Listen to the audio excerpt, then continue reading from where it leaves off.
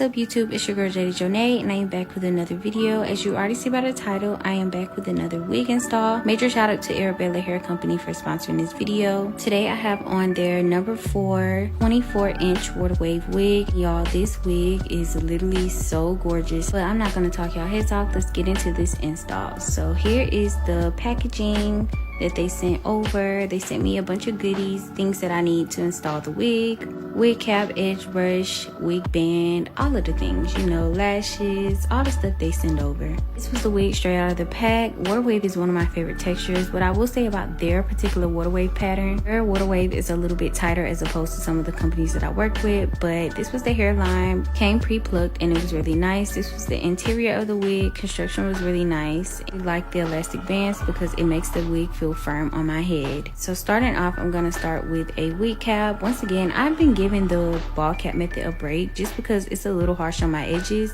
So I'm just gonna apply makeup to a wig band and then I'm gonna try the wig on. As you see, it's looking like what? It's looking very, very uniform, but I combed those curls out because I wanted this hair to be nice and big. And I will say the density on this hair was really nice. This hair was full, but here's a close-up of the hairline and I'm gonna put the wig back on to try it on.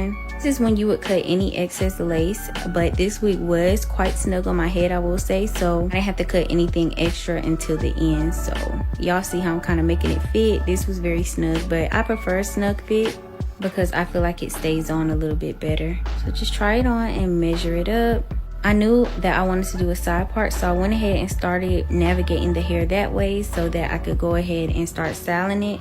This will just make the process overall more easy, especially when you start laying the lace. So I'm going in with my wax stick and my hot comb, making sure to flatten out that wig, going section by section because the smaller the section, the flatter it gets. So literally just going in and flattening it out as I go.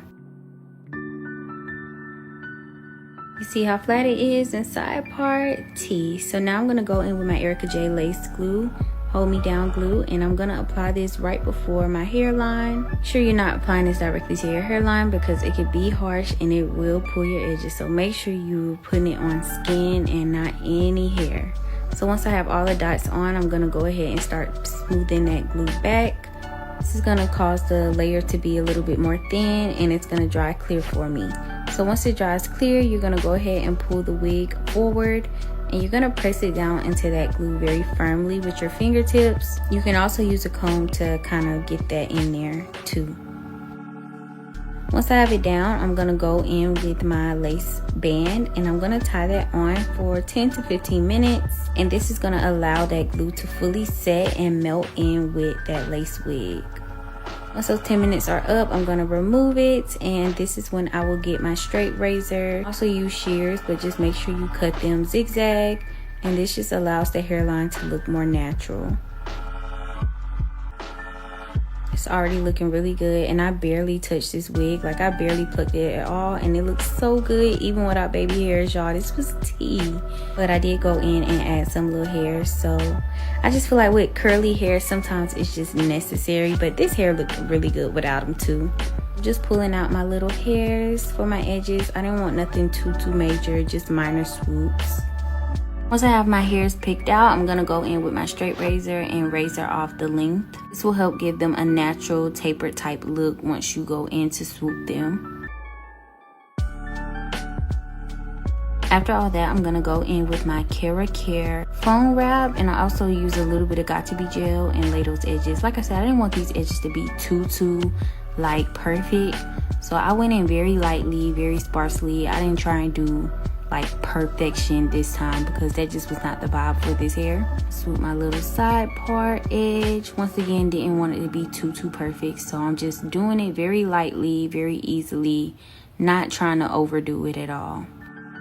I haven't been holding on to wigs for a while, but y'all, this hair is tea. I don't know what it is about brown hair on me, but it just looks so good.